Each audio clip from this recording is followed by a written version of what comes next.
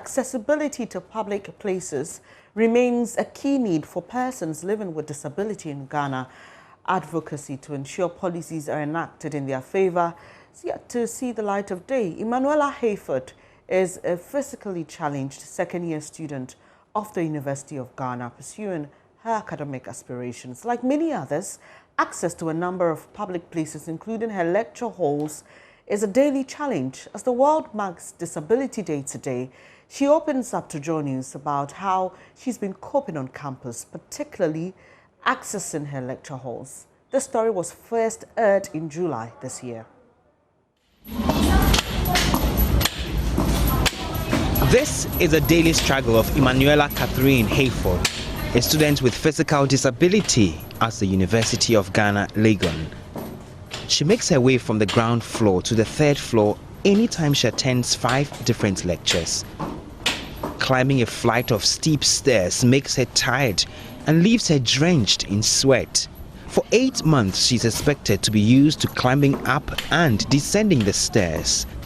But Catherine says making it up and down strains her and leaves her body aching throughout the day and night. Worst of it all is when she has to use the washroom.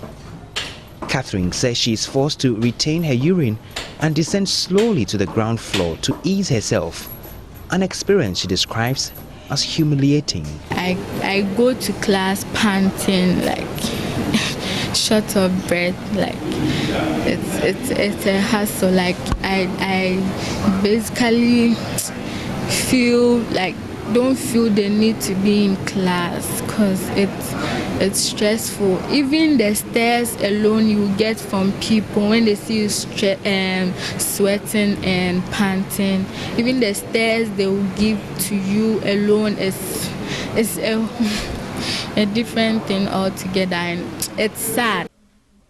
On a daily, she has to journey up to the lecture room an hour ahead of schedule in order to secure a seat. Such is her daily nightmare in a quest to access education. All my lectures are on JQB top floor.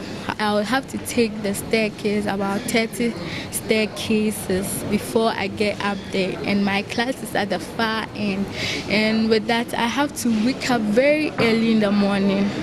If I have class at 7:30, I have to make sure I'm ready by 6 so that I'll come and take the staircase at my own pace and go and settle and wait for the lecture to come. And it's really a struggle. Because of a daily stress in accessing the lecture room, sometimes she misses classes, and that is taking a toll on her academic work. Yesterday, for instance, I had to miss lecture because my lecture was on the top floor, the top floor of JQB. So I had to miss that lecture because the trauma I passed through taking the staircase. Yes. A bus for students with mobility challenges transports her to and from lectures. But days that the bus is unavailable, Catherine would have to either spend 12 Ghana cedis for a taxi or forfeit class. She admits this is having an adverse effect on her studies. At times we'll be given group works and we would have to meet at a particular point to discuss or make contribution. And all these places are not accessible for persons with disability, so I would have to opt out, which means I'll lose marks there.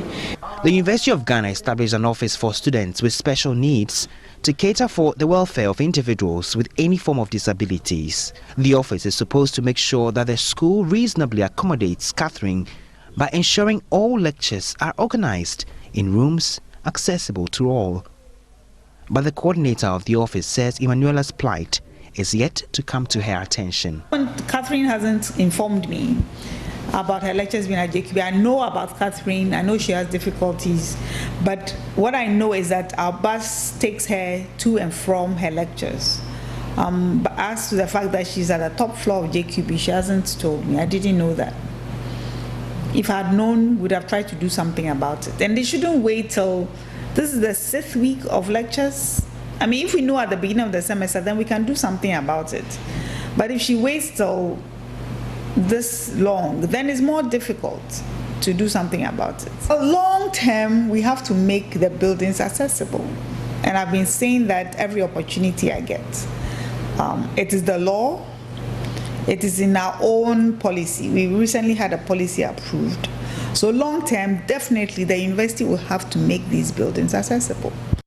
In 2006, Ghana passed the Disability Law Act 715, which aimed at ending the discrimination that faces people with disability. A 10-year moratorium given by the Act for old buildings to be renovated to disability-friendly status has indeed not been met. The moratorium ended in 2016. Students like Catherine therefore go through unnecessary strain to access education. But Catherine is determined to rise above the odds. As she climbs the academic ladder, she wants to be aided with a prosthetic leg. So my number one wish is to get a prosthetic leg. Yeah, that would be my number one wish right now. So to feel comfortable, walk normally. Until then, Catherine would continue to face discrimination in the quest to satisfy her academic thirst and hunger. Emmanuel Jivenus reports for JoyNews.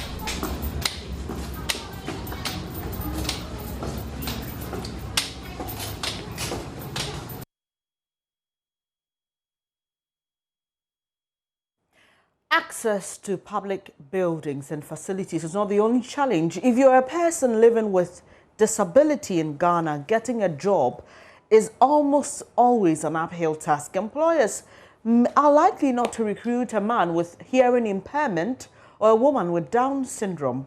On International Day for Persons Living with Disabilities, JoyNews puts the spotlight on challenges faced by these individuals and how their livelihoods are affected by the discrimination. Here's Judith Awotwe-Tando's report. In the past, disability was seen as a curse, with many persons of disability being unfairly treated.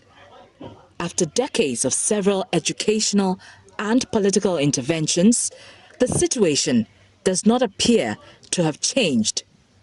Persons with disabilities still face stigmatization and are often excluded from social activities. When I sometimes walk, they thought I've taken an alcohol, so kids will make fun of me and they'll be saying all sorts of things. But I know it's a condition of me and cannot be changed. George Best was born with cerebral palsy. After 26 years of living with his condition, George still faces the same stigma he suffered years back. Generally, they see people living with disability as beggars, and they don't give them the chance to, prove themselves. I've been to a ministry looking for a job, and then they sacked me out of that particular ministry, saying I've been looking for a job with a fit certificate. Ya has lived with a leg disability for 48 years. Although she has managed to bag a degree, she still has concerns the system is not disability friendly. Within public facilities, everywhere that you go, buildings, people are there who work there are not disability friendly. From the security man, for example, if you take the ministry, for example, it tells you no taxis allowed. With the glaring challenges faced by persons with disabilities, there is the need for a commitment by the state to implement policies aimed at improving their welfare. Many of them are helpless, and only a state intervention will save them. Judith Awotwe-Tando's report for JoyNews.